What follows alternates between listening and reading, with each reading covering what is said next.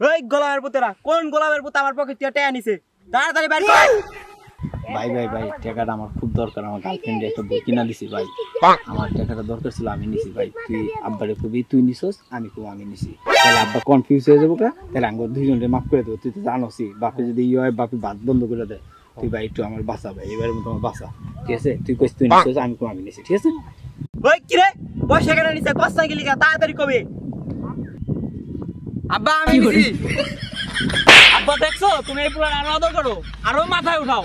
দেখছো ওই তোমার টাকা দিনে সবসময় তুমি আমার সন্দেহ করো, আমারে মারো। ওই প্রত্যেকবার টাকা না, তোমার সেদিন কাছে পকেট থেকে 390 টাকা নিছে, তোমার এই পোলাই নিছে।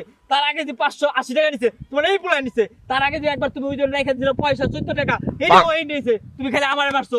এই হার আগে যে একবার তুমি 1000 টাকা হারাই গেছে, খালি খুঁজলা, এই ওই তোমার পকেট থেকে টাকা নিছে। তুমি সব টাকা আমার মারো। দেখো তোমার এই পোলাই কি করছে। গোলামের পথ কয় কি রে? বিড়ি খাইতাই না 5 টাকা লাগা, ওই বল আমার পকেটে চুরি করে। আরে ধর, আরে ধর।